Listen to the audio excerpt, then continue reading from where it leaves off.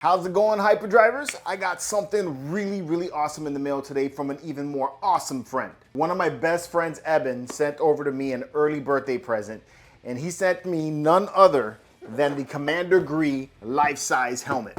So this was part of their Life Day releases that just happened this past weekend. And I wanted to go so badly, but it just didn't fall on the cards for me. It fell on a Sunday. And Life Day is one of those days like May the 4th that is a really good and fun day to probably be at Galaxy's Edge. It's because of all of the collectibles that drop and just being amongst other Star Wars fans is just a good time.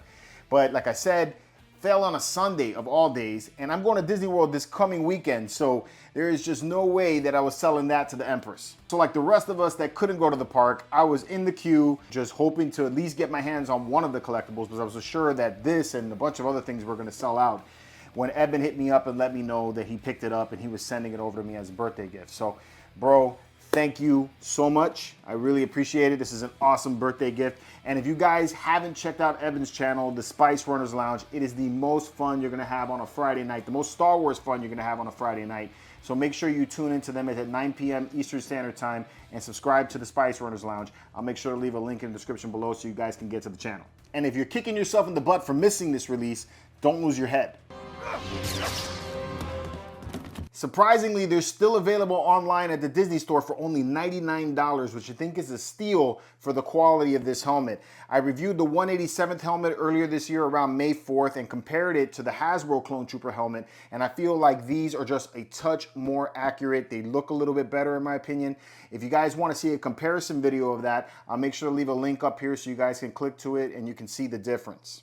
Seeing as this is probably just a really easy repaint, I foresee a lot of Clone Trooper helmets coming from Disney in the future. If they're planning on sticking with this style, I would love to see them tackle Wolf's 104th Battalion. But if they went with a completely different design, an ARC Trooper would be freaking sick. All right, enough of the chatter. Let's check out the box. So the box is pretty much identical to the 187th box, except that you could see Clone Commander Gree's helmet in the front there. It says 41st Legion Clone Commander Gree. It's got some voice changing and sound effects that come with this one.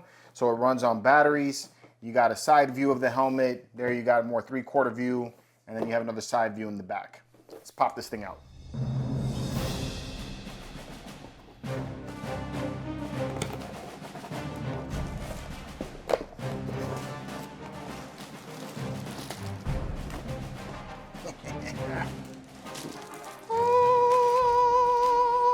Oh, this is so cool. I didn't realize that his helmet was more silver looking in some areas and actually has like 2 different tones. This is a little bit different than other Clone Troopers that I've seen. That is dope. All right, so in the box, you also get some padding with some Velcro stickers to put on. That's a little bit different than the Hasbro's, because the Hasbro's, I think they come built out on the inside. With the Disney ones, you actually have to put padding in to wear it if you want to. And then you also have the instructions, and it looks like it takes 3 AA batteries. Oh, does it come with the batteries installed too? It does come with the batteries installed. That's awesome.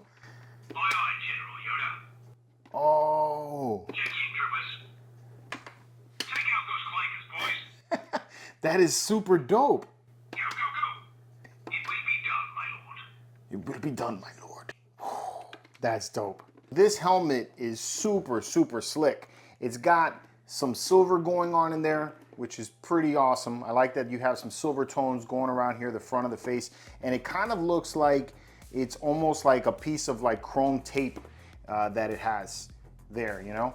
The Mohawk right here has more of a white color or like an off-white color going on right there. You obviously have the more fatigue greens going around the helmet, which looks good. In the video I'm looking at, it looks a little bit bright, but when you see it in person, it's kind of more of like an army green color going on. And then these cutout areas actually have like the silver paint tone beneath it. So that looks pretty cool. Over here on the sides, it has that same off-white color that the Mohawk has. You can see just like with the 187th, it has an opening like that so that you can get your head in there, but then it closes to a more accurate size for the helmet, which I like that as well. Here on the back, you can see that you also have that off-white look going on there, and then it has more of like a greenish tone going around the rest of it. Okay, so that's cool. These kill stripes, I'm gonna call them, because I don't know if that's what they are. They're green and they got some weathering to them as well, so that looks good. And then you got that army green tone going on there. All right, but then these ventilation areas are all three-dimensionally cut out, so you have some opening right there, and that looks good. And then you have the very front area where you have your voice modulators coming out and all that, and that looks good as well. And I love this green visor. This is super cool. Wow, I am pumped to own this. Now, difference between this and then say like your Hasbro helmet is that the interior is not built out. You know, the Hasbro helmets, they come with a little bit more stuff on the inside, but you know, this works for this. This is a, you know, for me, it's more like a costume helmet. So I like the way these look, very good quality. And the last thing we need to do is we need to try this thing on. I love the way this looks though. This is fantastic. I almost like this one better than the 187th. You know, I thought it was, in the pictures, I thought this looked a little more toy-like, but when you see it in person, this thing is dope. All right, so last thing I need to do is put the helmet on, see how it fits, and then we're gonna test out that voice changer that comes with it. Usually these aren't the best, but you know, let's give it a try and see if they've improved on it. All right. You know, it's probably a better idea if I take my glasses on. Okay, so, all right, so I currently don't have any padding on, and you can hear the way the voice sounds.